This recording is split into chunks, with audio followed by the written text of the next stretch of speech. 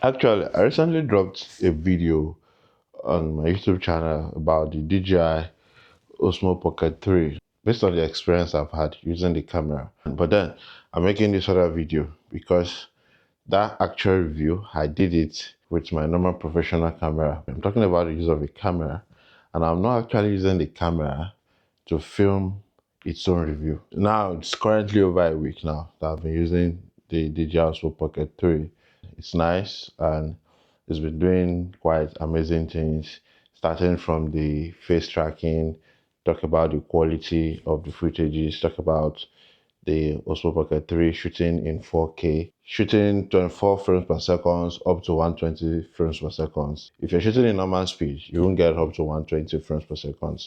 The highest frames per second you can get is 60 frames per second shooting in a normal speed, but in slow-mo, you get 100, you get 120 frames per second. The major reason I'm not doing this particular video is to actually talk about how independent the Osmo Pocket 3 can be without extra accessories. Now, I'm shooting in auto. I'm not even shooting in low light settings. I'm only shooting in auto. It's giving me very good quality images. I'm shooting in 4K, 24 frames per second, but I'm shooting in auto. It's giving me a quite wonderful exposure now. At least you can see me and the camera can also focus on me. One thing I also want to try again now is in the low light set. I don't really have so much of light here. I'm shooting in my living room. The natural light coming from the window, it's actually going down now and it's actually becoming darker. So now I want to go to the low light settings and see.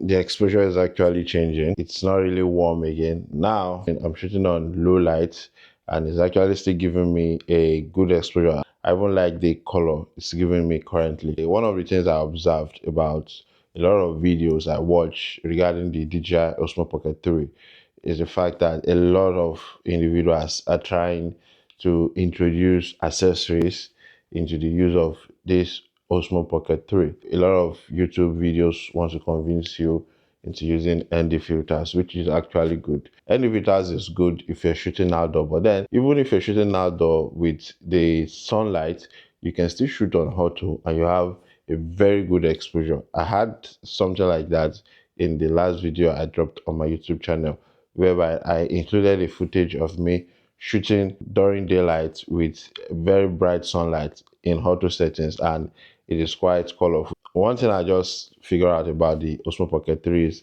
the device itself allows you to use it with ease. There are a lot of modes on this camera that allows you to adapt with any condition. Now I'm shooting in low light because I don't really have so much light source here.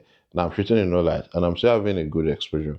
Even if I'm going outdoor to shoot on a bright sunny day, I'm still going to get good exposure with my automatic settings without the use of any filter. If you're not really going the cinematic route, it's not really top necessary for you to use the ND filters, because the major reason why the ND filter is needed is so that you can maintain that cinematic settings of 24 frames per second and 1/50 of a shutter speed. If it's a sunny day, you can't take your ISO less than 100, it will be overexposed. You can now use the ND filter to balance the exposure. If you're not really doing the cinematic settings, if you're just a vlogger who just want to do videos for the love of it, who just want to document your days, automatic settings is actually okay. It's going to really give you a good exposure. The DJI Osmo Pocket 3 has been designed in such a way that you get good footages, whether it's low light, whether it's a sunny day, you're going to get good exposures. It's not really top necessary for you to follow the route of the top cinematographers or YouTube review guys who just who wants everybody to go buy accessories. It's not bad if you're using the ND filters. It's not bad if you're using other accessories. But what I'm saying is just buying the Osmo Pocket 3 itself with no extra accessories will still give you quality footages. One thing I love about this Osmo Pocket 3 is the ease of use. So it's so easy to use, flip it open and you start shooting.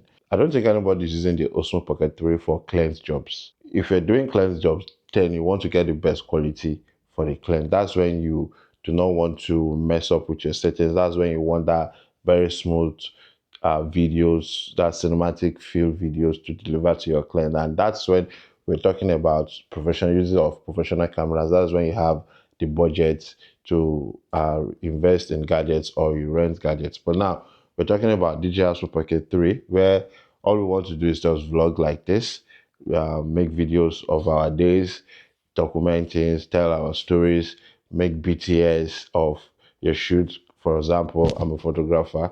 I use the Osmo Pocket 3 to film my BTS. So I don't think it's necessary now going with two, three, four different accessories with the Osmo Pocket 3 is only going to make the use of the Osmo Pocket 3 more complex. In submission, the Osmo Pocket 3 itself is enough.